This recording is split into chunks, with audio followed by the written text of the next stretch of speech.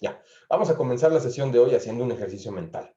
La lectura que hemos revisado nos habla del periodo de historia que comprende desde 1876 hasta 1940. A lo largo de este periodo, en el mundo hubo muchos cambios muy profundos, tanto económicos como políticos y sociales, particularmente empezando desde la década de 1870. Y México pareciera que estuvo desconectado de la dinámica del mundo durante mucho tiempo debido a la gran sucesión de conflictos internos. Entonces, pues la primera parte de este ejercicio mental es, ¿cómo se imaginan ustedes que era el mundo antes de 1876 y después de 1800?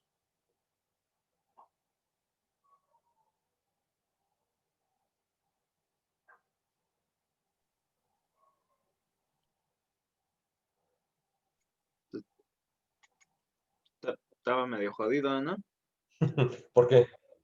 Pues, considerando la situación en esa década que va a estar entre el Renacimiento y el comienzo de la Revolución Industrial, pues, la infraestructura en general todavía no estaba a un nivel decente, y aunque ya estábamos viendo como que la aparición del mundo moderno, aún había muchos problemas. En México, especialmente, tuvimos mucho tiempo para muchos problemas para definir nuestra moneda. Seguíamos viajando alrededor del país detrás de un caballo, cosas así. No teníamos telegrama. Mm. Ahora, estamos hablando del siglo XIX, que sí es precisamente, muchos historiadores dicen que es cuando ya se consolida la modernidad histórica. Y es cuando ocurre también, bueno, estamos más bien situados entre la primera revolución industrial de finales del siglo XVIII y la aparición de la segunda a partir de la década de los 60 del siglo XIX. Y en efecto, el mundo está un poquito descubriendo todavía cómo funciona esta situación de la economía.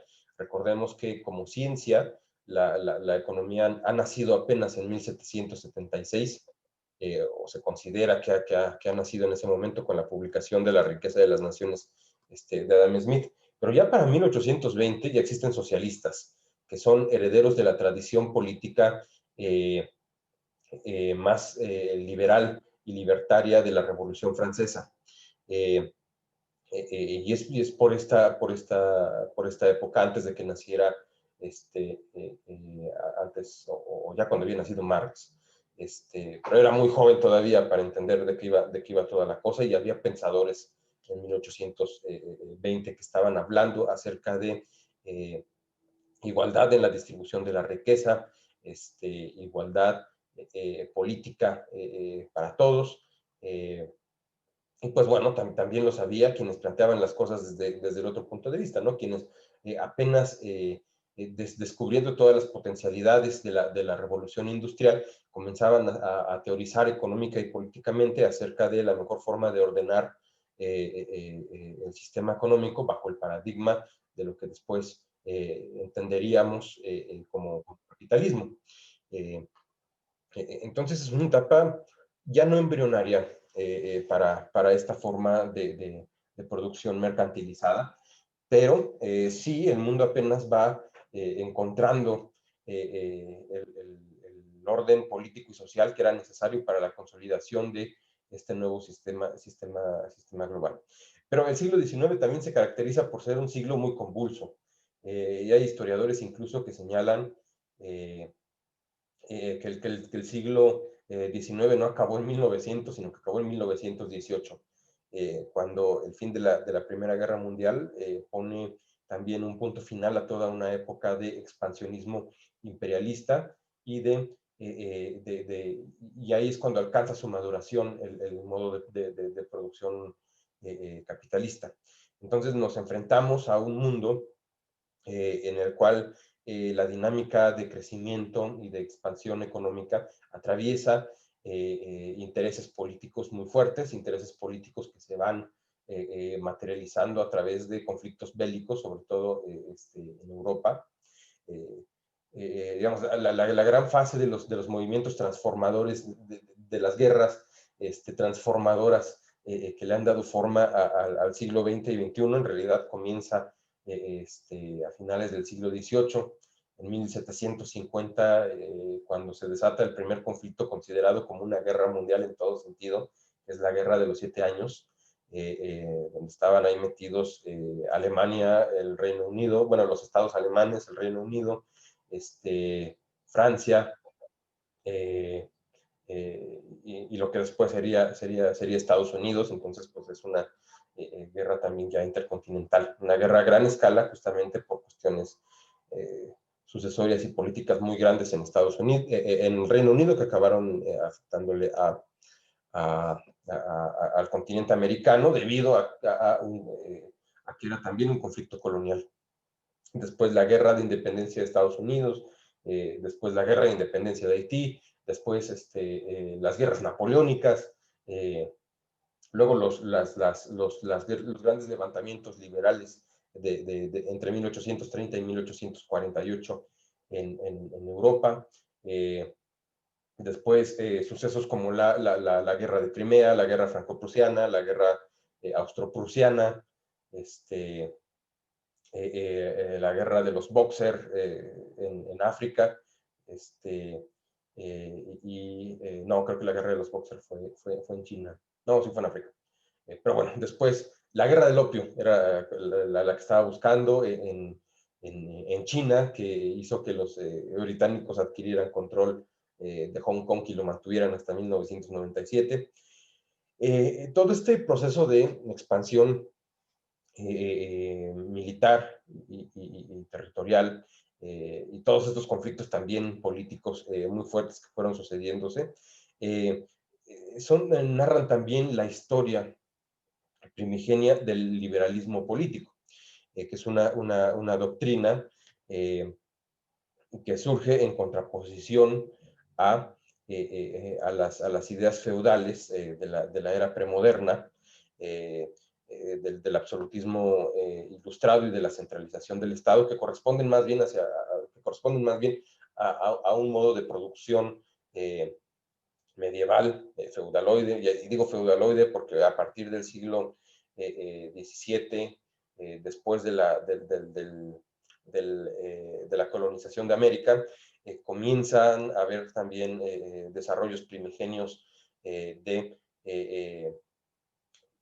esferas de producción industrializada, características del modo capitalista, y se van consolidando a finales del siglo XVIII con la primera revolución industrial. Pero bueno, esta etapa primigenia, embrionaria del capitalismo, que se conoce como etapa de la acumulación originaria del capital, transcurre de manera diacrónica, es decir, al mismo tiempo, pero no con el mismo ritmo, que la desaparición del sistema feudal. Y a medida justamente que estas nuevas relaciones de producción se van consolidando, pues la esfera de producción feudal se va diluyendo. Y más aún cuando una nueva forma de pensar desde la esfera política la relación del ser humano con su entorno económico y sobre todo con la propiedad de su trabajo y de los medios de producción, pues va transformando también la forma de hacer economía. Entonces, esos son a grandes rasgos los grandes cambios que sufre el mundo durante el siglo XIX. Pero la aparición del liberalismo con las obras, por ejemplo, de John Locke a finales del siglo XVIII, con lo que representó la Revolución Francesa y sus casi 10 años de ajustes políticos, de luchas internas que derivaron finalmente en el Imperio Napoleónico. Primero en la fundación de una muy endeble, y algunos historiadores también plantean hipotética Primera República Francesa, en la cual gana más bien el régimen del terror, y después evoluciona hacia un sistema un poco más plural, más abierto, pero decididamente liberal, que es el Imperio Napoleónico, que contrario a la lógica del liberalismo, vuelve a imponer una monarquía y utiliza la monarquía para imponer la libertad a toda Europa. muy curioso porque es el mismo discurso de Estados Unidos cuando quiere llevarle democracia al mundo. Eh, pues bueno, impulsa esta nueva concepción de formas de hacer economía con base en resaltar la importancia del interés del individuo y ver que el sistema económico debe preocuparse por garantizar la libertad individual y permitir que en aras de esa libertad el egoísmo de las personas permita alcanzar objetivos sociales de desarrollo y también objetivos económicos de ampliación del volumen de riqueza productiva, es decir, de crecimiento económico. Y mientras toda esa revolución liberal pasaba en Europa, sobre todo, y pasaba en Estados Unidos, y los Estados Unidos eran un país decididamente liberal y decididamente capitalista desde su fundación en 1776, desde la redacción de la primera constitución algunos años más tarde, pues en México estábamos todavía debatiéndonos fuertemente respecto a qué tan católicos éramos, qué tan monárquicos éramos, qué tan masones éramos, y desde la independencia no tuvimos prácticamente un segundo de paz. Desde 1810 que se da el grito de Dolores, nos integramos en una bola beligerante, o en varias bolas beligerantes, encabezadas por caudillos en distintas partes del país que a pesar de su disociación territorial en un país que medía 4 millones de kilómetros cuadrados, y que encontraron la forma de coordinarse y de llevar a cabo un movimiento que culmina después de 10 años de guerra en la instauración de un imperio. Y el imperio resulta ser despótico, resulta ser resulta ser una serie de traiciones, una tras otra en el ámbito político, acaba colapsando porque pues los pensadores más hardcore de la independencia que buscaban que el país fuera libre no solamente de España, sino que fuera libre de las monarquías para poder llevar a cabo mejor los proyectos políticos que delimitaran el mejor curso de su destino, pues comienzan a organizarse para tratar de imponer una visión distinta del país, la de una república federal, que es un poco el espíritu de la Constitución de 1824, transitar hacia un país que fuera verdaderamente democrático.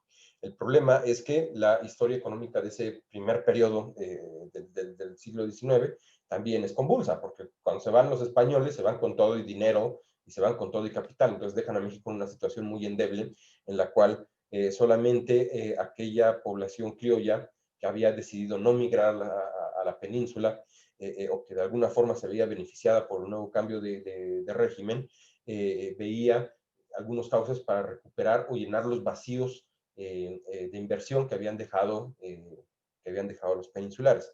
En sectores como la minería, la agricultura, pero no la producción manufacturera, por ejemplo.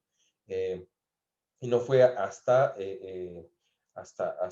la República Central, hasta una de las tantas repúblicas centralistas de Santana, que Lucas Alamán, como secretario de Hacienda, propone una serie de reformas para incentivar los préstamos por parte del Estado a personas que deseaban producir y crear negocios, sobre todo industriales. Lo que les comentaba la semana pasada, que eso permitió desarrollos aquí en lo que hoy es la Ciudad de México, pero alejados de lo que entonces era la Mancha Urbana, y también permitió desarrollos industriales en Guadalajara, en el Bajío, en Puebla, lugares que fueron, sobre todo en el centro de México, porque imagínense, en un país de 4 millones de kilómetros cuadrados, coordinar una política económica o cualquier tipo de política sin una red de caminos, sin la posibilidad de desplazarse rápidamente, pues era muy complicado. En ese sentido, y aunque suene muy cruel de mi parte decirlo, haber perdido la mitad del territorio simplificó muchas cosas para nosotros. Y si hubiésemos seguido con la tendencia de implementación de política económica que había en el siglo XIX, y viendo cómo resultaron las cosas durante todo ese periodo histórico, actualmente pues yo creo que la industria cinematográfica seguiría en Nueva York o seguiría en Georgia. Eh, Los Ángeles no sería lo que es ahora, Houston no sería una ciudad tan productiva, ni siquiera existiría. Es decir, tendríamos un norte demasiado pauperizado, y también una república muy difícil de administrar.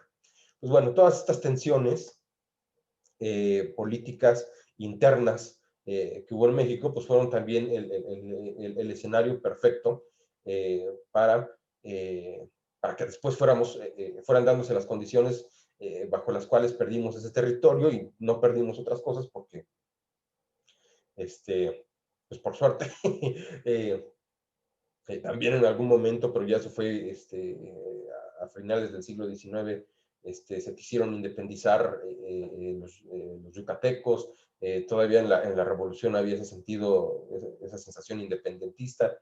eh, este, Después hubo también durante el porfiriato rebeliones de indígenas yaquis y seris en el actual territorio de Sonora, también buscando una reivindicación propia. Durante el tiempo en el que perdimos Texas entre 1836, se querían ir con Texas, lo que actualmente es Nuevo León, Tamaulipas y Coahuila.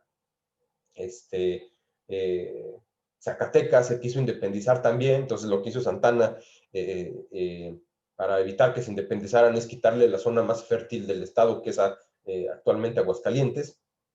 Es decir, fue un proceso convulso que tuvo como particularidad el riesgo de desmembramiento del país y nunca su consolidación económica. Al contrario de lo que pasaba en el mundo.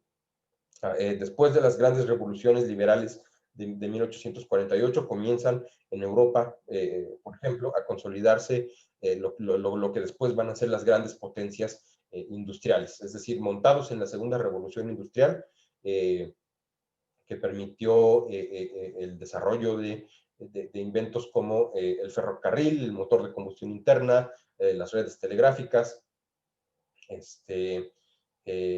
Bueno, y en Estados Unidos también, que es donde se desarrollan, por ejemplo, los avances importantes de telecomunicaciones. Se inventa el teléfono, se patenta la bombilla eléctrica, se utiliza la electricidad como nueva fuente de energía. Se descubre el petróleo y se empieza a aprovechar también como otra fuente de energía que se va a hacer más relevante cuando aparezca, cuando el motor de combustión interna sea utilizado en automóviles a finales de la década de 1880. Es decir, en términos económicos, la parte medular del desarrollo, eh, ya con miras hacia la consolidación del modo de producción que tenemos ahorita, ocurre formalmente a partir de la década de 1830. Se va consolidando hasta 1914. Entonces, todos estos avances ya existían en Europa y aquí en México seguíamos extrayendo caña de azúcar con trapiche. Si fuera por Andrés Manuel, seguiríamos haciéndolo, por cierto. A él le gustan mucho los trapiches. Pero bueno, ¿qué sacamos en claro de este escenario preliminar? En que la consolidación económica de México no ocurrió en gran parte debido a que tampoco había consolidación política. Y sin un proyecto que dirigiera la visión productiva o sin un proyecto más bien político que fuera capaz de importar a México la visión productiva que estaba ya desarrollándose en los países industrializados, en Estados Unidos y en Europa, pues nunca íbamos a lograr superar nuestra condición de ser una economía de mercado semi-embrionaria, en la cual no había suficientes capacidades industriales ni para generar oferta ni para satisfacer una demanda, mucho menos para poder pensar en vincularnos con el sector externo. No teníamos tampoco con quien vincularnos. Bueno, sí teníamos.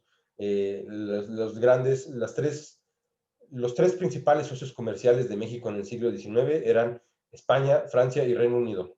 Todos nos prestaron, a todos los debíamos y todos quisieron invadirnos. Entonces, la regularidad de los intercambios comerciales con ellos fue demasiado caótica durante ese siglo como para poder establecer, como para poder recibir beneficios de ese intercambio. Es decir, hasta que no se pacificara la República y no se pacificaran las pasiones de las potencias extranjeras que deseaban querer una tajada de México, tampoco tampoco fue posible lograr un escenario propicio para el crecimiento y el desarrollo económico.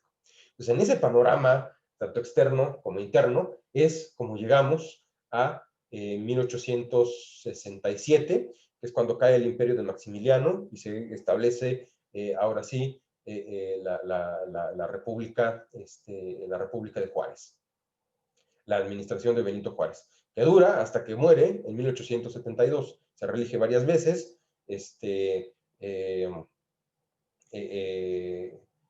Porfirio Díaz se levanta en armas contra la última reelección de Benito Juárez. Esto a lo mejor pasa por alto, pero el lema de sufragio efectivo, no reelección, no lo inventó Madero, lo inventó Porfirio Díaz y después Madero lo utilizó en contra de Porfirio Díaz. Para recordarle que el movimiento revolucionario en contra de la reelección, el movimiento pre-revolucionario, porque yo creo que Madero no sabía que estaba haciendo revolución cuando escribió el Plan de San Luis, o no previó el conflicto de 10 años tremendo que hubo, pero bueno, utilizó ese eslogan que ya había utilizado antes contra Benito Juárez, Porfirio Díaz.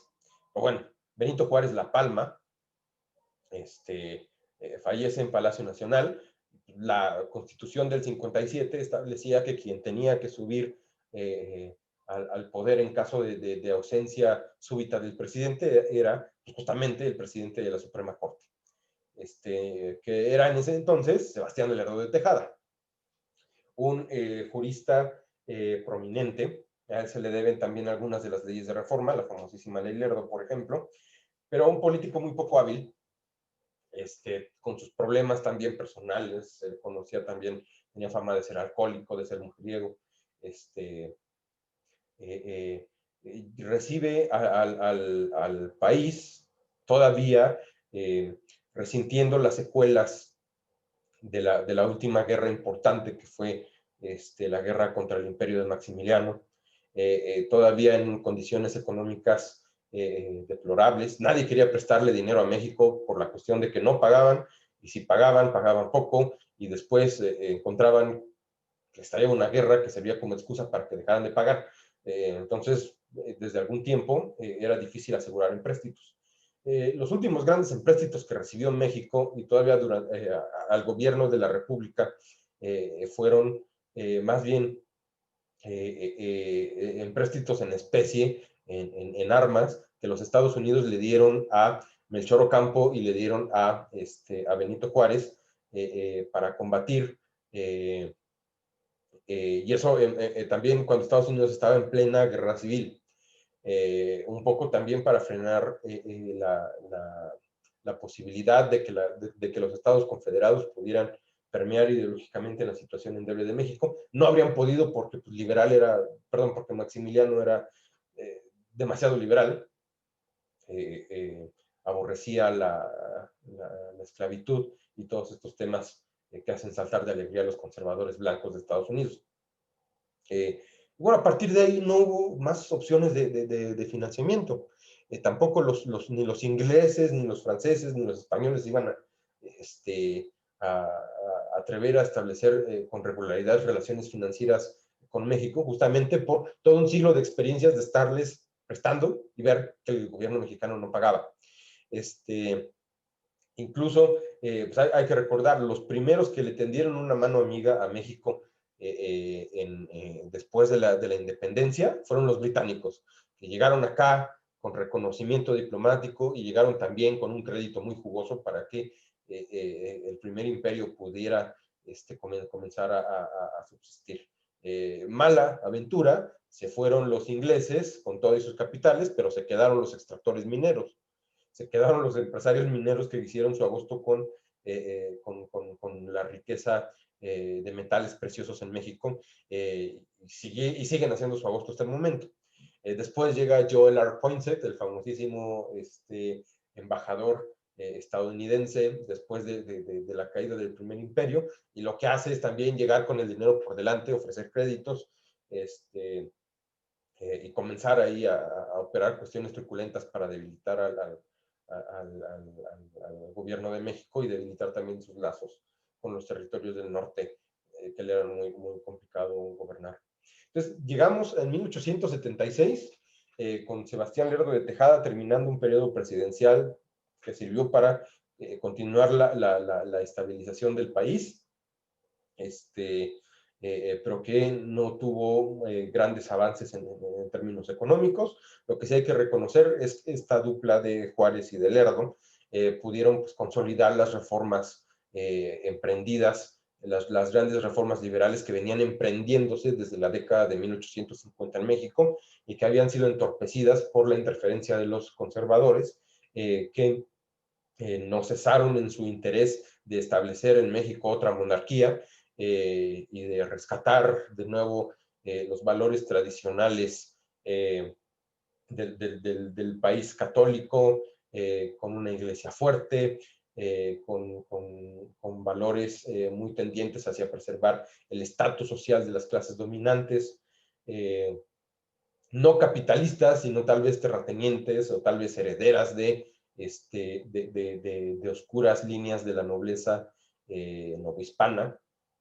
Es decir, también los conservadores no tenían un proyecto de industrialización y de modernización económica del país. Así que pues, esto se revierte un poco con la administración de Lerdo de Tejada. Y así es como llegamos a 1876, que sale Sebastián Lerdo de Tejada de la presidencia y entra Porfirio Díaz. Ese es el panorama del mundo y de México hasta ese momento. ¿Les gustaría agregar algo, comentar algo, compartirnos algún chisme histórico que hayan encontrado por ahí? Creo que se equivocó, profe. El de la ley Lerdo era de Miguel, creo que era su hermano, y no era de Sebastián, era de Miguel Lerdo de Tejada.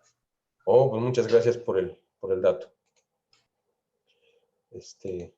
Tanta ley que sacaron en esa época a veces me confunde.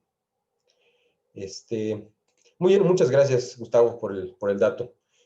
¿Alguien más que nos quiera compartir algo? Que nos quiera decir cuáles son sus impresiones respecto al Estado de México respecto al Estado de la República antes del Porfiriato. A ver, Jesús. Profe, entonces podríamos decir que la economía mexicana después de la independencia hasta el Porfiriato aproximadamente iba en muy poco crecimiento, principalmente por los conflictos bélicos que no permitían establecer una economía, al igual que sucede un poco más adelante después de la Revolución. Sí, no tanto que no permitieran establecer una economía, no permitieron establecer un gobierno que permitiera dar cohesión a la República, que permitiera establecer las condiciones idóneas, para la realización de negocios y para la apertura y el establecimiento de empresas y de industrias. Les voy a recomendar para complementar este panorama histórico de México antes del Porfiriato, durante la colonia, lean los primeros 2 capítulos del libro de las claves de la historia de México. Es un libro sensacional porque abarca pues, prácticamente 500 años de historia económica.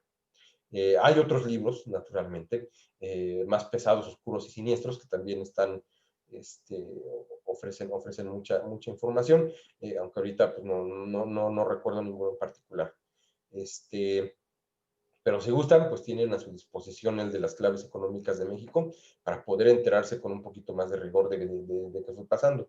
Pero sí un común denominador de por qué México no creció, pues fue la falta de una autoridad política que fuera capaz de implementar un modelo de industrialización en México o que permitiera las condiciones para que el sector privado pudiera encargarse de la construcción de este modelo de industrialización. Aún más, las condiciones políticas y sociales que existieron durante el siglo XIX en México no fueron propicias para crear una burguesía de ninguna clase en México. Lo que había más bien era personas que se habían enriquecido a costa de los privilegios coloniales que habían sido heredados de la etapa novohispana y que no habían sido cuestionados durante la primera mitad de la historia de la República, y mucho menos habían sido cuestionados durante el primer imperio. Pero sí lo fueron, curiosamente, durante el segundo.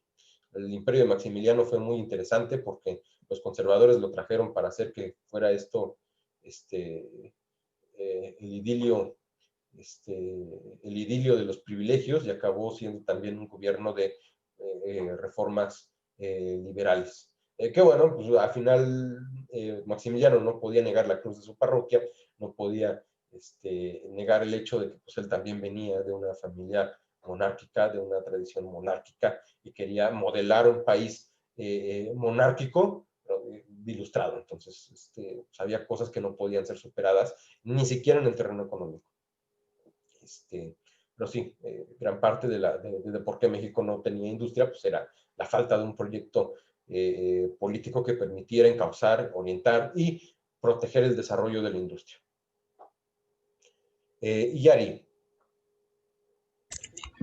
Sí, creo que lo que entiendo por todo lo que menciona y la lectura de este periodo, estábamos pasando un cambio en cuanto a zona de influencia, ¿no? Y tiene un poco que ver, como usted menciona, con el cambio de un nuevo paradigma para la modernidad como concepto, con la entrada de la democracia en Estados Unidos, y bueno, sí, el proceso de democracia en Estados Unidos, y creo que entonces pasamos de la zona de influencia del colonialismo, de la estructura colonial que teníamos, como dice, de tener de primeros socios comerciales, pues a países europeos principalmente, a ya unirnos a un proyecto pues sí, ideológico, alineado a la zona de influencia ahora de Estados Unidos, ¿no? Que va surgiendo como potencia. Creo que es lo que va pasando, como lo que se va acomodando, ¿no? Que pues ya después,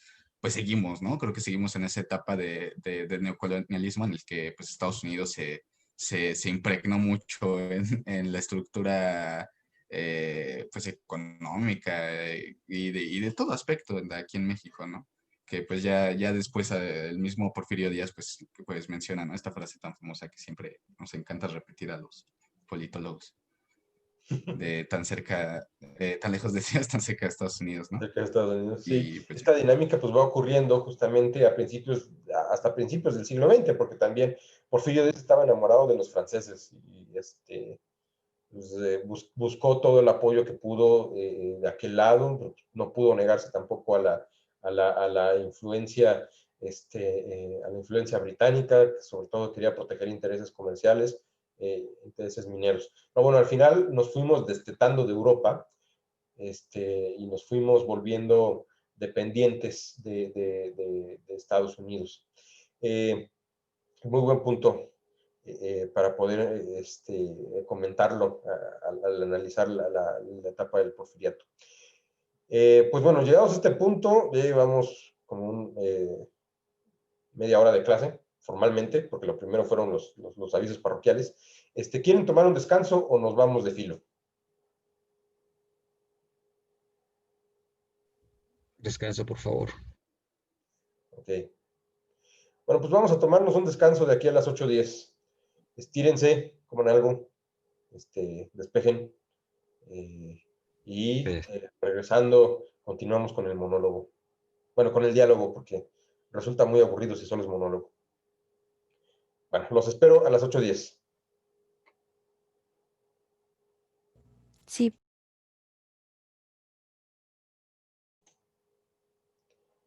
Epa, pues ya estamos de vuelta. Muy bien.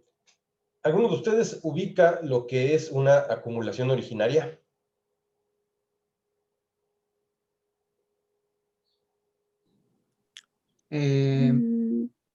Alan. Puede ser, si no mal recuerdo, la acumulación originaria es la acumulación de capital que viene de la tierra, o sea, de lo que antes se plantaba y así. Más o menos, sí, por ahí va. ¿Alguien más? Yo, o sea, sí, también puede ser como plantea Marx, ¿no? Que la acumulación originaria puede venir de la explotación del trabajo de la tierra, o también pues ya podemos hablar de otros conceptos de acumulación originaria, como actualmente, como es el trabajo de la casa, que plantea Silvia Federici en Calibán y la bruja, ¿no? Entonces, más que nada, yo pienso que la acumulación originaria es el punto en el cual hay una sobreexplotación del trabajo a costa de un pues sí, explotador, el cual se queda con esa riqueza que el otro produce. Muy bien. Yeah. ¿Alguien más? Recuerden activar su cámara al participar, por favor. ¿Alguien más?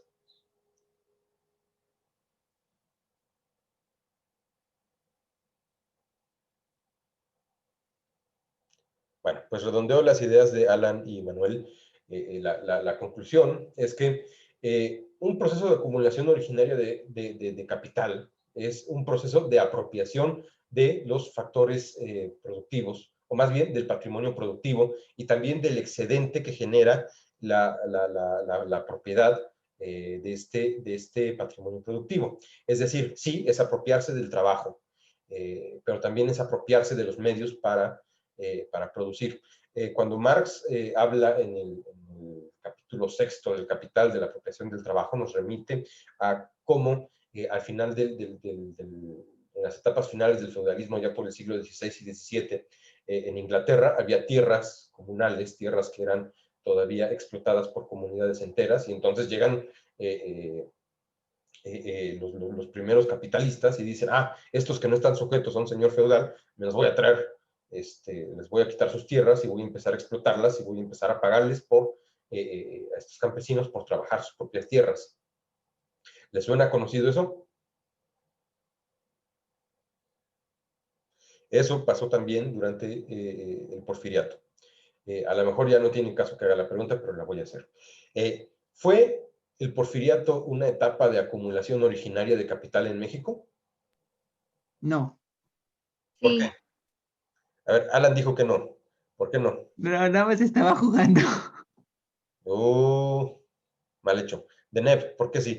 Yo, sí, porque lo que pasaba, por lo que yo tengo entendido, es que llegaba por ejemplo, los hacendados daban como, sí, daban tierras a los campesinos, me parece, y o cobraban con trabajo o parte de lo que cosechaban en esa misma tierra.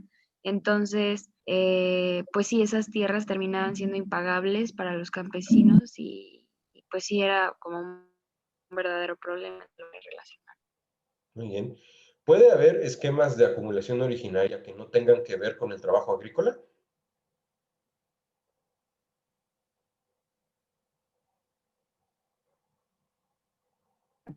Podría estar como relacionado con bueno, es que la verdad no sé bien, pero también a mí me suena como un poco con plusvalía, pero no sé si precisamente el concepto pueda como trasladarse a otro, sí. Sí, sí puede. También existe acumulación originaria en la fábrica, en los procesos manufactureros industriales.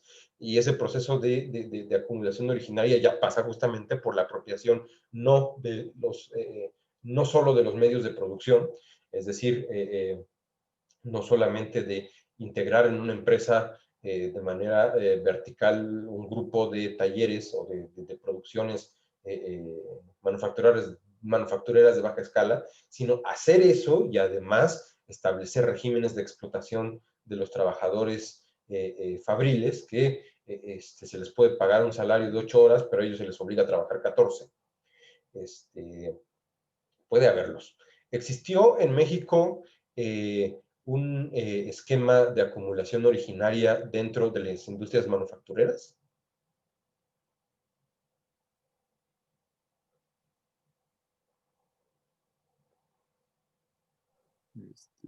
Sí, ¿no? Y de ahí tenemos las huelgas que surgieron de Cananea y de Río Blanco. Sí, en efecto, pero esas son más bien industrias extractivas. Pero sí, la propia aparición de esas huelgas a finales de la etapa porfirista nos indica que también hubo esquemas de explotación que fueron reproducidos como parte de este proceso de acumulación originaria en la industria. Pero bueno, en realidad, la acumulación originaria en el ámbito manufacturero ocurrió también y ocurrió de manera parcial, es decir, fue una acumulación originaria que solamente generaba explotación, pero no generaba crecimiento económico. El objetivo que se confirma históricamente, digamos, no es un objetivo que los acumuladores originarios tengan en mente intencionalmente, o tal vez sí, pero por lo general no, al momento de emprender estos procesos de acumulación. De entrada, ellos ni siquiera cuando los emprenden se dan cuenta de lo que están haciendo. Ellos solamente ven medios de producción, se los apropian y los empiezan a explotar. Bueno, en México, la política económica porfirista permitió que hubiera apropiación y crecimiento de medios de producción hasta cierto grado. ¿Por qué? Una de las urgencias del gobierno porfirista era lograr la estabilidad del mercado con el fin de reconectarnos con las metrópolis. Para Porfirio Díaz y para sus secretarios de Hacienda, especialmente para José Ifli Mantur hacia finales del porfiriato, la panacea del desarrollo estaba en asimilar la cultura y la economía, y ahora sí, la forma de producir y de organizarse económicamente de las potencias europeas. Era como una especie de ósmosis la que quería lograr. Entonces dieron importancia hacia el comercio exterior. Eso generó generó dos fenómenos. El primero, que México encontrara muy cómodamente que era posible exportar bienes, materia prima, bienes sin procesar hacia el exterior. México era como una cornucopia llena de todo tipo de recursos naturales, llena de minerales, petróleo, azúcar, tabaco, café, nequén, que eran muy apreciados como insumos para las industrias en Europa. Entonces, al cruzar el charco, se valorizaba la producción, pero el valor se añadía fuera del país. Y dentro del país lo que hacíamos era más bien una fabricación industrial dedicada a fortalecer esas materias primas, es decir, las industrias que existían tenían que ver con el procesamiento de estas materias primas, producción de productos metálicos, producción de cuerdas, telas, zapatos, sobre todo, pero todo con miras a poder exportarlo. Eso dio como resultado que México fuera fuerte en el mercado externo, pero que no fuera fuerte en el mercado interior, lo cual generó que se agravaran las condiciones de explotación dentro del propio país, con una base trabajadora justamente muy explotada, valga la redundancia, especialmente en el sector del campo, donde pues, prácticamente producían con un esquema muy parecido al esquema feudal, donde pues, ellos tenían un propietario de la tierra, al cual se le había sido concedido la propiedad de esa tierra que antes había sido comunal, la había parcelizado, y esas parcelas ahora eran trabajadas por los anteriores propietarios, los propietarios originales de esas tierras, que eran muchas veces los indígenas. Entonces, otra característica de los procesos de acumulación originaria es que muchas veces son procesos de despojo arbitrario que hace una persona con el poder jurídico, económico y político para hacerlo. ¿Por qué razón? Por dos. La primera, como dijo Edward Mallory cuando quiso subir al Everest, y le preguntaron por qué quería subir, él dijo, pues, simplemente porque la montaña está ahí. Así los grandes terratenientes del Porfiriato, si ustedes les hubieran preguntado en un marco de lógica reduccionista por qué se apropia de esas tierras que son de los indígenas, probablemente les habrían respondido, pues porque están ahí, no las trabajan, no producen. Y la segunda razón fue porque el propio gobierno, para poder reactivar la productividad del campo, propuso esquemas de enajenación de esas tierras para podérselas luego vender a agricultores a gran escala que estuvieran interesados en explotarlas. De tal manera que ocurre un proceso de cambio de la propiedad y del uso de suelo que sí permite el crecimiento de su productividad, pero que somete a muchos campesinos a condiciones inhumanas de trabajo casi esclavo. Caso paradigmático de las grandes haciendas es la existencia de las tiendas de raya, ¿no? Donde se le vendían los productos muy caros, productos de subsistencia de primera necesidad a los campesinos, se les cobraba con salario y cuando no podían pagar con salario tenían que pagar con trabajo. Y si no podían pagar, entonces quedaban endeudados de por vida, y lo que significaba que tenían que tratar o trabajar lo suficiente para satisfacer esa deuda, y podían morirse, y si se morían, la deuda la heredaban sus hijos y así sucesivamente. Entonces, entre las transformaciones del porfiriato, una fue esa, justamente la apropiación de tierras para fortalecer su productividad, pero sujeto a esquemas de explotación muy terribles. Otra característica fue las grandes reformas fiscales que fueron emprendidas durante esta época. ¿Qué recuerdan de las reformas fiscales del porfiriato?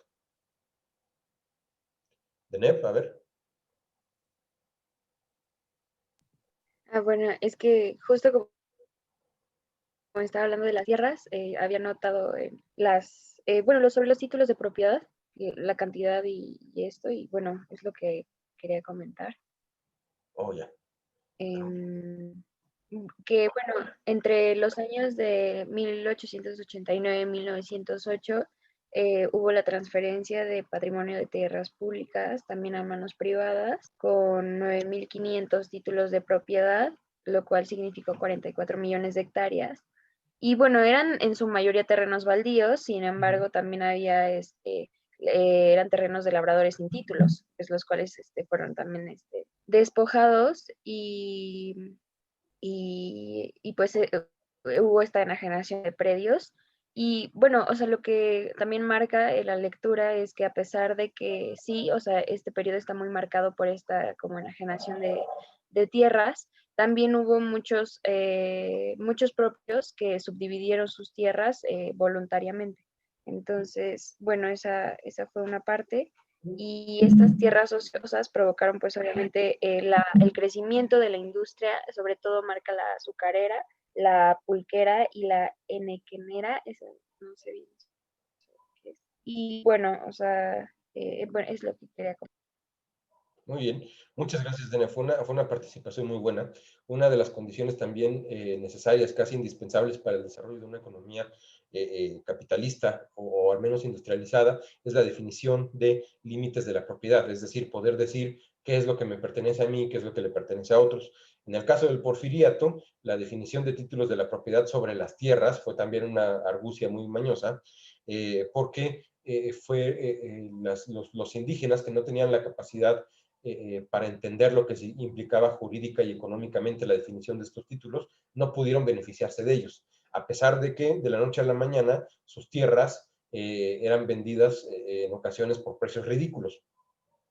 Pero bueno, sin ellos un patrimonio, sin tener ellos un patrimonio económico que les permitiera readquirir esas tierras y establecer títulos, pues evidentemente estaban a merced de quien quisiera tomarlos. Entonces el gobierno, que fue el que organizó este proceso de repartición de títulos, prácticamente tomó como criterio el hecho de verlas ociosas, no trabajadas o no suficientemente trabajadas como para poder expropiarlas, o más bien poder incautarlas, porque hay una diferencia entre incautación y expropiación. Cuando se expropia, se toma un bien, pero hay que indemnizar a la persona expropiada. Cuando se incauta, sencillamente se le arrebata el bien. Y en este caso, pues en el caso de las tierras, pues más bien nos enfrentamos muchas veces a procesos de incautación, porque incluso quienes se beneficiaban o quien se beneficiaba de la venta de los terrenos no eran los propietarios originales, sino eran las arcas del gobierno, pues era quien administraba títulos. Es decir, vendía terrenos que ni siquiera eran de ellos. Pues la gran tragedia fue que concedieron justamente títulos de propiedad sobre terrenos que se consideraban ociosos y baldíos, que llegaban a ser una extensión de 44 millones de hectáreas, pero que muy baldíos y toda la cosa, pero tenían un fuerte potencial productivo agrícola, que era fundamentalmente lo que garantizaba su valor, su valor como mercancía. Pero pues bueno, sí dio lugar a procesos de despojo muy grandes. Alan, ¿quieres compartir algo? Sí, otra política monetaria que se dio en el Porfiriato fue la del patrón del doble metálico, creo que se llamaba, que era heredado de la colonia, pero que en realidad como que no se usaban los dos metales, o sea, nada más se usaba la plata, porque era la que usaba Inglaterra, no, Alemania, y ya después Inglaterra dijo que no, que va, que quería empezar a usar el oro, y el peso mexicano se empezó a depreciar, pero como que eso nos benefició y nos perjudicó porque pues hacía más barata pues exportar las cosas y hacía más cara importar lo que apoyaba la producción interna, pero ya después dijeron, no, pues ya no está tan padre que mi moneda esté devaluada, así que pues hay que ocupar el patrón oro y pues empezamos a ocupar el patrón oro. Exactamente. Esa es otra de las vertientes que permitieron también el despegue económico de México durante esta época. Entonces, ya que la mencionó Alan, me voy a seguir por ahí. Antiguamente, hoy ya no ocurre así, pero antiguamente se pensaba que el valor del dinero estaba respaldado por la cantidad de metal que iba representado en el signo monetario de los mecanismos de intercambio, es decir, de las formas específicas que asume el dinero. Y estas dos formas pues, son monedas y billetes. Ustedes todavía hasta la fecha ven un billete y dicen, por ejemplo, pues, vale 50 pesos. Lo arrugo y sigue valiendo 50 pesos. Lo rompo por la mitad y sigue valiendo 50 pesos, aunque sean dos partes que puedo volver a unir. Bueno, actualmente nosotros tenemos la seguridad de que vale 50 pesos porque el Banco de México dice que vale 50 pesos. Pero en los tiempos del Porfiriato no existía Banco de México. El dinero no tenía ese carácter fiduciario, es decir, yo no creía en su valor, yo no tenía fe en que esos 50 pesos realmente eran 50 pesos. No, el dinero estaba respaldado por una cantidad de metal precioso, de oro y plata, que eran, digamos, traducidos o convertidos a papel moneda y monedas moneditas acuñadas de un metal con menos valor, por ejemplo el zinc o el estaño. Pero bueno, la dinámica funcionaba así. Supongamos que ustedes tenían un lingote de oro que pesaba, no sé, 20 kilos. Esos 20 kilos de oro podían dividirse y a lo mejor el precio de mercado del oro era de 100 pesos, de 100 pesos por kilo. Entonces está haciendo el cálculo, 100 pesos por kilo multiplicado por 20, tengo 2,000 pesos, no, 20,000 pesos. Entonces el lingote de 20 kilos vale 20,000 pesos. Y yo puedo decir, como banco privado, voy a emitir moneda que respalde esta tenencia de 20 kilos de oro o de plata. La plata tiene un valor diferente. Pero bueno, un patrón bimetálico significaba que un lingote de 20 kilos de oro y un lingote de 20 kilos de plata podían ser divididos, vendidos por kilo, pero como no es práctico que la gente esté intercambiando lingotes chiquitos de oro y de plata, y además es complicado manejarlo como unidad de cuenta, entonces mejor se traduce ese peso y ese valor en monedas y billetes. Así es como el dinero tenía valor en aquellos entonces.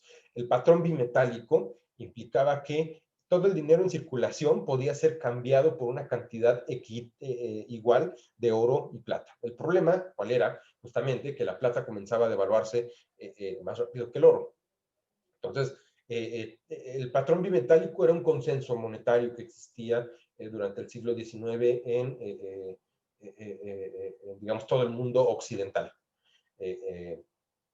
En Europa y en el continente americano. Digamos, en el mundo eurocéntrico. Pero, eventualmente, los mercados mundiales de plata y oro comenzaban a variar, y por lo tanto variaba también el valor de las monedas que estaban respaldados. Entonces, nos dimos cuenta en el Porfiriato que, a pesar de que nosotros éramos grandes productores de plata, nuestra plata tendía a devaluarse mucho.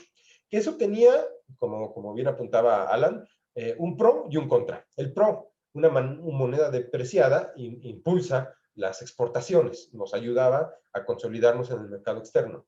El contra, aunque no nos prestaran, bueno, ya en el Porfiriato volvimos a adquirir préstamos, eso es parte de las grandes reformas fiscales que fueron emprendidas durante ese periodo. Entonces nos prestaban, y nos prestaban valuando esos créditos en plata. Entonces, si se depreciaba la plata, se encarecía el crédito y era muy difícil pagarlo porque la plata casi no valía nada. Entonces nosotros adquiríamos una responsabilidad, pero las monedas con las que nosotros pagábamos no servían para eso. Entonces, se toma la determinación de suspender el patrón bimetálico y asumir solamente el patrón oro. ¿Por qué? Porque el oro tenía menores variaciones de precio, era en general un metal que se consideraba más preciado en todos lados, y también porque en el exterior comenzaban a adoptar ese patrón oro, sobre todo a principios del siglo XX. Hay una reunión muy importante, una serie de acuerdos que se tomaron después de la Segunda Guerra Mundial, o después no, creo que fue después de la Primera. Bueno, se conocen como acuerdos de Bretton Woods.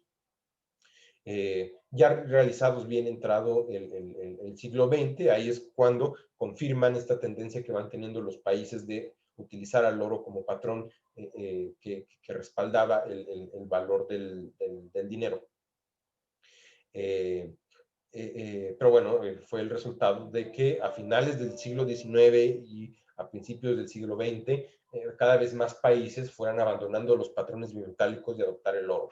En México no fue la excepción. ¿Y qué obtuvimos por pasar al sistema con base en el oro? Pues justamente menores depreciaciones, perdón, menores devaluaciones, lo que a lo mejor no nos ayudaba en las exportaciones, pero sí nos volvía sí nos permitía con mayor facilidad controlar la inflación y pagar nuestras obligaciones financieras con otros países.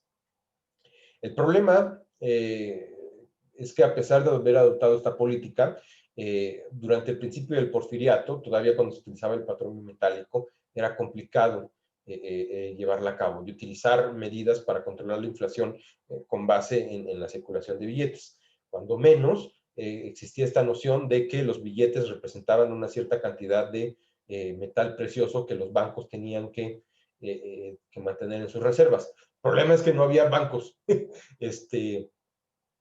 o no había un sistema bancario sólido antes del Porfiriato. Y fue con el Porfiriato cuando comenzaron a crearse los primeros bancos. Y la política monetaria del banco, del gobierno porfirista, era que mientras los bancos tuvieran reservas en metales preciosos, tenían la posibilidad de poder emitir moneda. Así que no había una autoridad que pudiera emitir moneda, y también la cantidad de dinero circulante estaba predispuesta a la cantidad de oro y plata y después de oro que pudieran comprar los bancos. ¿Qué pasó, Eduardo? Dinos. Buenos días. Yo le quería decir del porfiriato del impuesto del timbre. Ah, muy bien. A ver, adelante. Y también algo que no viene en la lectura, en el porfiriato también se descubrió lo importante que era el petróleo también. Ahorita estaba leyendo eso de un curso que tomé. Y pues el petróleo en ese tiempo, quien encontraba petróleo en ese tiempo era dueño de él. Y también como se descubrió que era importante el petróleo, fue porque este Porfirio Díaz ya no quería, ¿cómo se llama? Ya no quería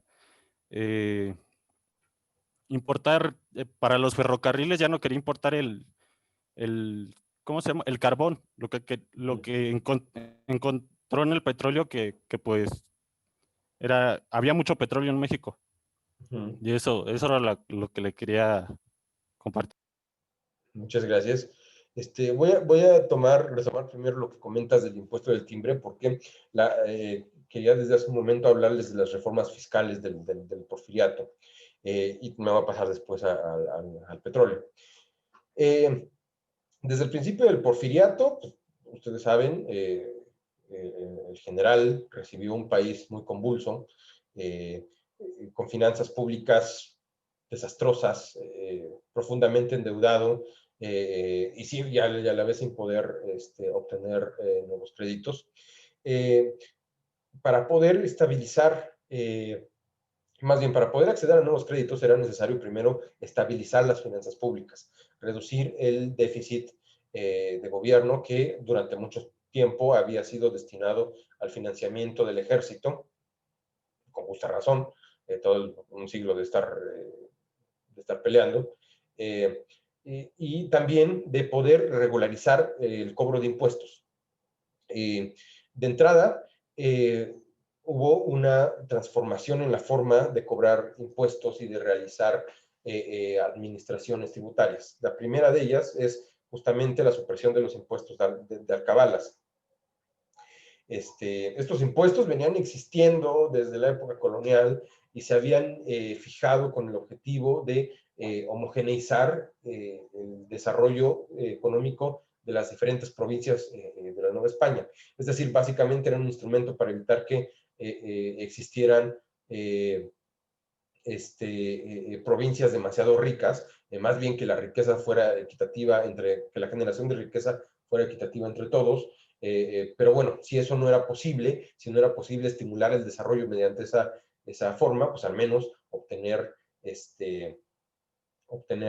riquezas de la producción de esos estados. Entonces, las alcabalas consistían en que uno no podía, un productor, por ejemplo, del Estado de México, tenía que pagar una especie de arancel para poder vender sus productos en la Ciudad de México, bueno, en el Distrito Federal. O sea, cruzar los límites estatales causaba un impuesto, y era un impuesto muy similar a los de importación y exportación. O sea, al quitar eso, se liberaliza el comercio interior y se comienzan a fortalecer los lazos productivos entre las diferentes comunidades. Después, se pone atención a cobrar impuestos a la riqueza, en fortalecer los mecanismos de recaudación y en crear nuevos impuestos. Esto con el objetivo de que los ingresos de las arcas públicas provinieran de fuentes regulares y estables, no solamente ya de los del comercio, porque durante gran parte del porfiriato todavía, la mayor parte de los ingresos públicos provenían de las exportaciones. Y esto nos daba nos ponía en una situación muy vulnerable, porque, pues sí, durante mucho tiempo nos enriquecimos vendiéndole al extranjero materias primas, pero al no vender productos con valor agregado, finalmente se convirtió en un lastre que no pudo subsanar las deficiencias productivas que estaban impidiendo que México se convirtiera en un país tan ágil en el comercio internacional como lo estaba haciendo, por ejemplo, Estados Unidos, y como ya lo eran las potencias extranjeras. Entonces, parte de las reformas fiscales también fueron encaminadas a replantear los aranceles y a replantearlos de tal forma de que pudiéramos depender cada vez menos del comercio exterior y depender más del comercio interior. Entonces, se liberaliza el comercio interior, hay mayor regularidad entre los intercambios económicos entre los estados. El ferrocarril también ayuda mucho con esto, porque se tienden vías férreas hacia centros productivos que están alejados del mar. Recordemos, México no tiene ríos navegables, entonces la única forma de movilizar mercancías desde centros industriales como Puebla, como la Ciudad de México, como Guadalajara en occidente, como Monterrey en el norte, con Oaxaca en el sur, pues era solamente a través del tendido de vías férreas.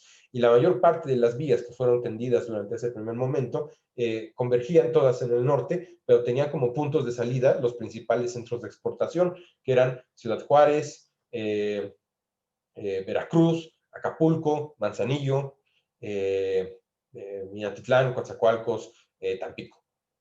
Entonces, haber replanteado los impuestos y haber utilizado esta infraestructura pública para movilizar mercancías ayudó mucho a sanear las finanzas públicas y a mantenerlas en relativo equilibrio hacia el final del porfiriato.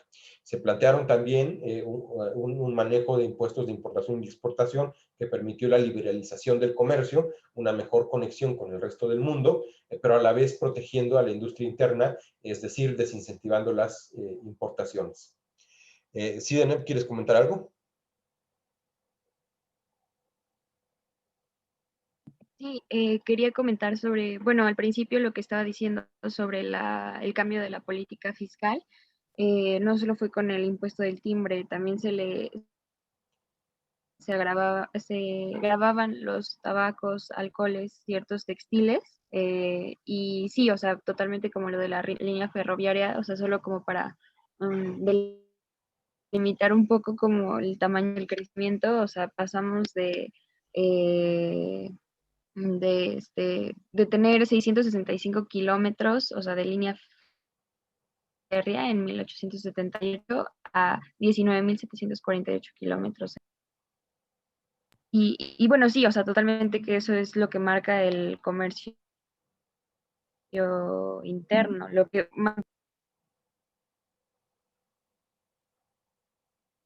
Perfecto, muchas gracias. Antes de darle la palabra a Jesús, voy a recuperar también otro tema que había dejado en el tintero con la participación de Eduardo, que era el tema del petróleo. Hago el comentario y ahorita le doy la palabra a Jesús. Sí, el petróleo durante mucho tiempo, durante buena parte del siglo XIX, pues era una masa viscosa negra que brotaba del suelo o que brotaba de la profundidad del mar y no había pues, gran aplicación para él hasta que se descubrió que tenía un gran potencial como combustible y en ese sentido permitía sustituir a la explotación de carbón. En México fuimos, digamos, bendecidos con un montón de minerales, pero el carbón no es uno de ellos. Hay naturalmente carbón en el norte del país, pero no es suficiente con las técnicas que había en ese entonces como para poder satisfacer la demanda energética del país. Pues descubrimos petróleo, pero en este afán de incentivar el desarrollo económico mediante la promoción de la propiedad privada, pues se van concediendo ni siquiera concesiones, sino permisos para poder explotar el petróleo. Es decir, justamente como bien mencionaba Eduardo, el petróleo era de quien lo encontraba, no era un bien de la nación, era un bien explotable que permitió también generar beneficios como una fuente alternativa de energía para diversas industrias de corte manufacturero. En parte, pues dejar el petróleo a finales del siglo XIX en manos de los privados, pues no representaba un gran riesgo porque no se advertía la importancia que esta materia prima iba a adquirir a lo largo del siglo XX y no tenían tampoco idea de que no solamente iba a ser un combustible para poder generar materia prima o para poder movilizar máquinas, sino que eventualmente íbamos a depender energéticamente de él porque la quema de petróleo también se utiliza para producir electricidad. Sin embargo, sí hubo interés en explotarlo, esencialmente porque también en el marco de la segunda revolución industrial, en Estados Unidos sobre todo y en Europa, fueron dándose cuenta de esta potencialidad del petróleo para generar también energía eléctrica. Y poco a poco la energía eléctrica fue convirtiéndose en un recurso cada vez más indispensable para poder producir. No, Oye, profesor, rápido, mira, aquí tengo otro dato, dice la compañía mexicana El Águila, que es propiedad de los ingleses, y la compañía La Huasteca Petroleum Company, que es propiedad de norteamericanos. Esas fueron las primeras compañías petroleras en México, y eran privadas. subsistieron hasta la expropiación petrolera, por cierto. Es decir, ellos no vieron ni siquiera interrumpida su producción y su preponderancia en el mercado del petróleo, ni siquiera lo vieron interrumpido por la revolución. Continuaron generando, apropiándose del petróleo y generando riquezas con ellos hasta que llegó Lázaro Cárdenas y fueron de las principales compañías a las que les paró el alto y les dijo, se me van. Bueno, Jesús. También la aparición de nuevas figuras empresariales, como es la sociedad anónima, incentivó mucho a la presencia de industrias extranjeras en el país. Exacto. Sí, con Porfirio Díaz surge el Código de Comercio, es una ley que sigue vigente hasta nuestros días. En esa ley se plantearon por primera vez diversos mecanismos de asociación empresarial, como la sociedad anónima, la sociedad de responsabilidad limitada, digamos, mecanismos de propiedad que permitían acceder a los empresarios a ganancias mediante la organización conjunta. Es decir, una sociedad anónima, por ejemplo, es un conjunto de diversos inversionistas que deciden juntos comprometer un capital para que se vuelva productivo. Entonces, gracias a esa organización que era endeble hasta antes de ese periodo, fue posible generar empresas sólidas y consistentes que, motivadas por el interés de lucro, lograron incursionar en mercados que no habían sido explorados antes, y lograron también construir mercados muy lucrativos. Justamente los relacionados con el enequén y el tabaco y el azúcar son un buen ejemplo de esto. Bueno, esas son las principales transformaciones ocurridas durante el Porfiriato. En los 10 minutos que nos quedan, vamos a esbozar un poco los problemas de la revolución. Para la siguiente clase retomar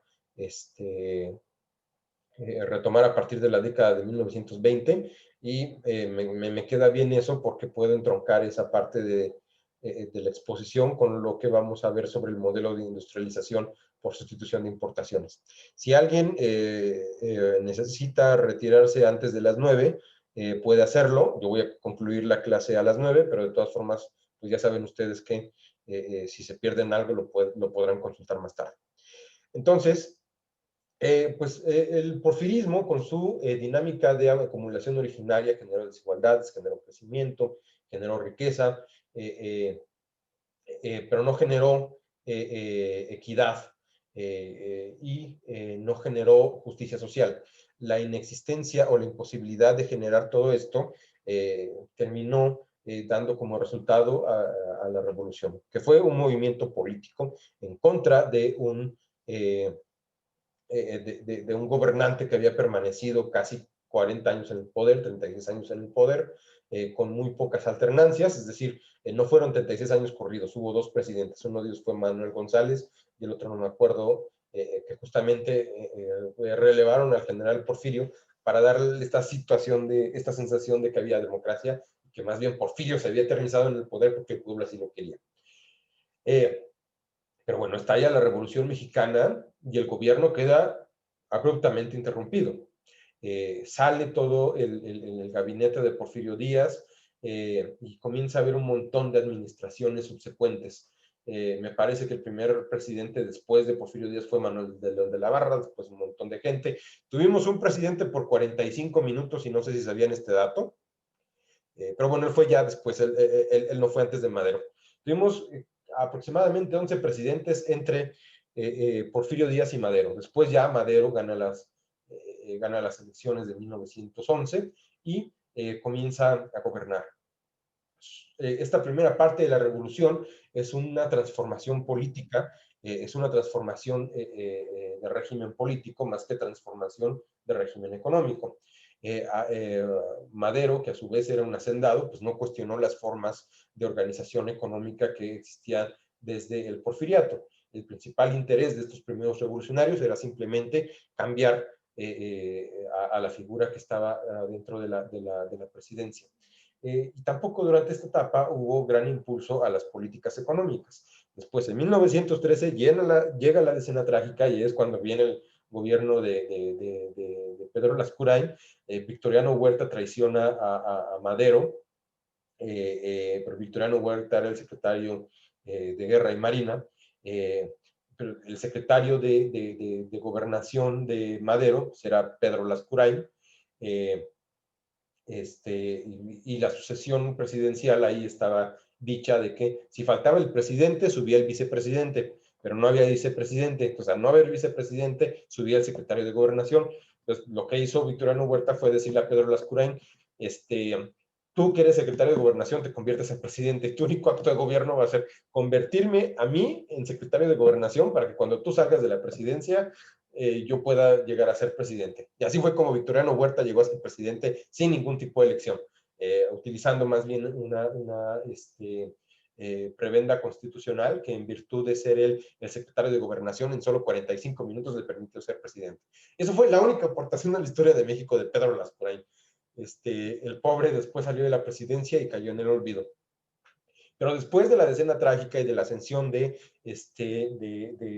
Victoriano Huerta al poder, ocurren todavía cosas igual de catastróficas.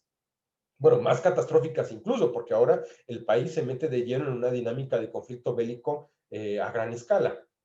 Llega Victoriano Huerta al poder, los Estados Unidos lo desconocen, mandan una flota a invadirnos a Veracruz. La Marina Mexicana para la invasión, pero de todas formas Estados Unidos corta lazos con el gobierno revolucionario. También se alebrestan los otros caudillos revolucionarios, Villa y Zapata, que comienzan a hacer movilizaciones en contra de Victoriano Huerta, van a avanzar militarmente en contra de su administración hasta entrar a la Ciudad de México en 1914 y derrocar a Victoriano Huerta. A partir como resultado de los conflictos ocurridos en esa época, se deja de llevar registro de la economía en México, se deja de medir la generación de riqueza, no hay mediciones del Producto Interno Bruto, no se estima la inflación, no se estima nada. Había mediciones regulares de producción y de comercio hasta antes de la etapa revolucionaria que habían sido posibles justamente gracias a la organización, a los avances en la administración pública y estadística, perdón, y cimentación o consolidación de instituciones encargadas de levantar la estadística durante el Porfiriato. Pues se corta ahí y al menos hasta 1917 no hay ningún tipo de medición. Incluso si ustedes revisan las cifras del INEGI, el INEGI tiene medición del Producto Interno Bruto desde 1900, si van a ver ese vacío que ocurre entre 1913, pero el INEGI no recoge PIB hasta 1920. A pesar de que pues, la propia lectura nos sugiere que sí hubo mediciones después de 1917. Pero incluso también nos dice la lectura que se tardaron casi 20 años en restablecer la regularidad de la medición económica. Y así como no hubo medición económica, tampoco hubo política económica. O lo único que entendía más bien los distintos gobiernos revolucionarios por gobierno, por política económica, hasta el propio Venustiano Carranza, pues era sencillamente tratar de rescatar las recaudaciones de impuestos que fueran posibles para poder financiar al ejército. Y aún así conseguir las armas, la munición, el material bélico desde donde se pudiera. En ese sentido, la legislación porfirista en materia económica, el Código de Comercio y las leyes de bancos, las leyes que permitían la regulación del comercio, tampoco fueron cuestionadas. Y el país funcionó en una especie de piloto automático en términos de economía. Pero ahora también la revolución implicó también un corte en la regularidad de los intercambios comerciales con el exterior, incluso con Estados Unidos. Ocurre después de la Primera Guerra Mundial y en ese contexto, entre 1914 y 1918, ocurre una oportunidad para poder revitalizar la industria manufacturera de México, suponiendo que las potencias beligerantes nos compraran insumos y nos compraran mercancías que ellos no podían producir. Pues bueno, resultó muy mal la Primera Guerra Mundial, especialmente para el continente europeo, pero resultó muy bien para los Estados Unidos. Y si ya habíamos tenido una dinámica de de dependencia creciente en términos comerciales y económicos durante el Porfiriato. Durante estos años de la Convención Revolucionaria de Aguascalientes, del gobierno constitucionalista que siguió después de Venustiano Carranza, la regularidad de los flujos comerciales con Estados Unidos, especialmente a partir de 1917, que es cuando ellos entran a la guerra, ya consistían en la posibilidad de exportar no materia prima, sino exportar productos terminados. Y este incremento de las exportaciones ciertamente ayudó, al menos durante esa parte, a cierto crecimiento de la industria. No contribuyó especialmente a la generación de nuevas industrias, sino a la consolidación e inserción de las que ya existían. Y aún así no lo hizo en suficiente escala como para hacer que en México hubiera verdadero crecimiento económico durante la Revolución.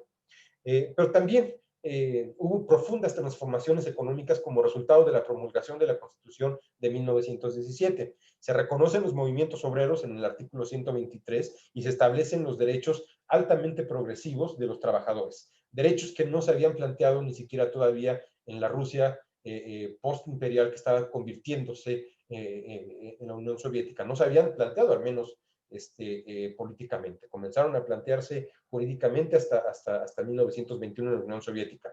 Es decir, nosotros reconocimos activamente y constitucionalmente los derechos de los trabajadores mucho antes que la Unión Soviética, o algunos años antes, por lo menos. Pues jurídicamente el artículo 123 permitía la libertad de asociación y el pago de salarios dignos a los trabajadores, que solamente podían ser empleados durante 8 horas. Con eso se acaban los esquemas de explotación agrícola e industrial que habían prevalecido durante el Porfiriato y que habían generado esquemas muy perniciosos de exclusión y de desigualdad.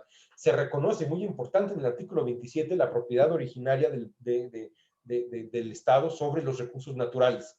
Es el primer calambre que le meten a las propiedades, a las empresas petroleras, a la Eagle Company y a la otra que mencionó Eduardo, porque ahora tenían que pagar impuestos por extraer el petróleo, que era propiedad del gobierno mexicano, y aparte tenían que tener concesiones, es decir, ellos no podían simplemente encontrar petróleo y decir, véngase para acá, sino decir, encontré petróleo, le notifico al gobierno mexicano y le pido permiso para que me deje explotarlo y comerciarlo. Bueno, en general ocurre el planteamiento de la mayoría de los artículos que habíamos nosotros revisado al principio del curso cuando hablamos de la parte económica de la Constitución. Faltaba el artículo 28, que sí prohibía los monopolios, pero no establecía que los únicos monopolios permitidos eran sobre el petróleo y sobre la emisión de moneda, porque esas son condiciones que históricamente fueron determinadas constitucionalmente después. Y tampoco había un margen de planeación, porque el primer instrumento de planeación democrática de la economía fue el plan sexenal de Lázaro Cárdenas. Bueno, pues estas son las particularidades también de la economía a grandes rasgos durante la revolución. Me faltan algunas transformaciones, pero yo creo que es más importante recuperar las transformaciones que ocurrieron en la etapa postrevolucionaria y en la etapa del cardenismo, ya para entenderlas y podernos incrustar de lleno hacia el modelo de industrialización por sustitución de importaciones y el milagro mexicano que duró hasta los 60. Y pues hasta aquí la exposición de hoy. Muchas gracias y pues nos vemos el lunes. Y estaré subiendo también entre hoy y mañana el cuestionario para la clase de lunes. Gracias, profe. Tengan Vale, buen profe, fin de gracias. semana y muy buen día. Gracias, profe. Igual. Gracias, profesor. Gracias, profe, igualmente. Hasta luego. Sí, Deneb. Le envié mensaje porque, bueno, quería saber cómo se respalda la moneda actualmente. Es que leí algo, pero no entiendo. Ah, ok. ¿Tienes tiempo para una explicación un poquito amplia? Sí. Ok. Bueno, pues actualmente la moneda tiene un carácter fiduciario, es decir, que su valor depende de la confianza que tú tengas en la institución que la emita. Justamente el problema con el patrón oro durante los años 70 del siglo XX fue que de repente Estados Unidos, que estaba metido en la guerra de Vietnam, necesitaba financiamiento para poder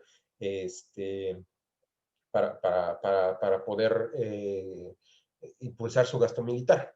Entonces, las reservas, llegó un momento en el que las reservas de oro de la Reserva Federal de Estados Unidos no eran suficientes para respaldar la moneda con la cual ellos podrían pagar insumos bélicos. Así que el gobierno de los Estados Unidos comenzó a endeudarse durante la administración de Richard Nixon.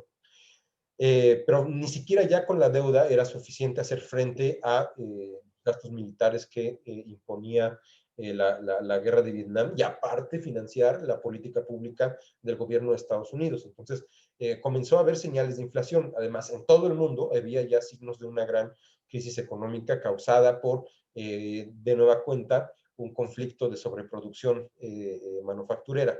Entonces, ante el riesgo de constantes devaluaciones, los países comenzaron a notar, y específicamente Estados Unidos y Reino Unido, con base en teorías monetarias de personajes como Milton Friedman y su maestro Friedrich Hayek, que decían que bajo ciertas condiciones para evitar la crisis era necesario reducir el gasto público, pero sí incrementar el nivel de las inversiones privadas. En una economía sobrecalentada es poco favorable meterse a una política monetaria expansiva. Pero bueno, Estados Unidos no podía evitarlo justamente por el gasto de la guerra de Vietnam y por el riesgo de que el gobierno no pudiera ya financiar sus programas de política pública. Así que, con base en este contexto, lo que decide Richard Nixon es decir, me voy a separar del patrón oro, porque necesito emitir billetes, necesito crear dinero para poder pagar todo lo que debo. Y esto de emitir, de poner a funcionar la máquina de billetes, pues tampoco fue una idea original de Richard Nixon. Lo han estado haciendo, incluso con la existencia del patrón oro, muchos otros gobiernos. Aquí, otro tema que voy a abordar en la siguiente clase es que también incluso en México, para poder incentivar el consumo en la etapa postrevolucionaria, también nos pusimos a emitir moneda.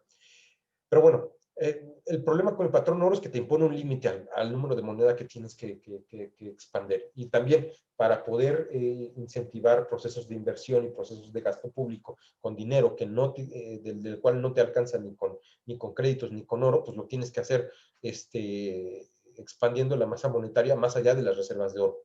Así que, justamente, otra vez con base en estas nuevas teorías de Friedrich Hayek y de Milton Friedman, se da un giro a la forma en la que está evaluado el dinero. Entonces ya no importa si el banco central que emite el dinero tiene suficiente oro para respaldarlo.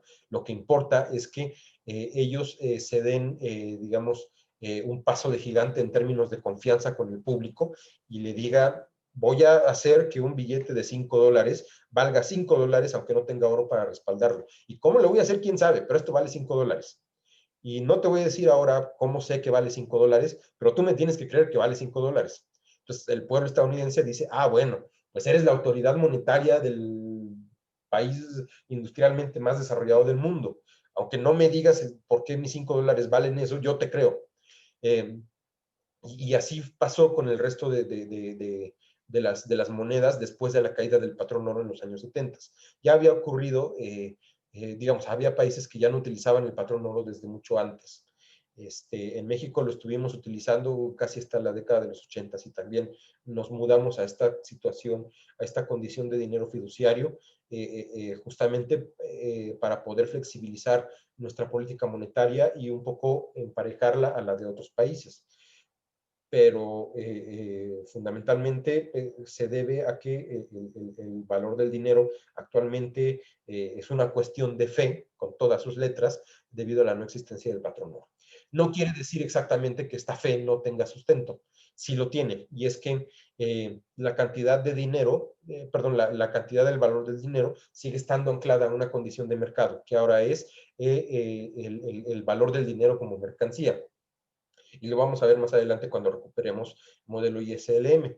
Como mercancía, el dinero también tiene variaciones de valor en función de su disponibilidad en el mercado. Mucha disponibilidad de dinero hace que la mercancía sea muy común y que esta falta de escasez haga que sea muy barato. Es decir, su valor, su poder adquisitivo cae cuando hay demasiado dinero circulante, pero crece cuando hay poco dinero, cuando hay escasez de dinero. Se vuelve una mercancía valiosa y por lo tanto su poder adquisitivo es también muy grande. Entonces, también el hecho de que haya mucho dinero en circulación provoca inflación y la inflación se contrarresta quitando dinero de circulación. Entonces, actualmente lo que sustenta el valor del dinero es su disponibilidad en el mercado monetario, por un lado. Por el otro, es la cantidad de reservas internacionales, es decir, de divisa extranjera que tiene el Banco Central. Para evitar que existan procesos inflacionarios, porque hubo devaluaciones, el Banco Central puede utilizar estas reservas internacionales para retirar dinero extranjero o inyectar dinero extranjero y retirar dinero mexicano del sistema económico y así estabilizar su valor frente a otras monedas como frente a sí misma, es decir, evitar una devaluación y evitar una inflación. Entonces, así es como el dinero tiene valor actualmente.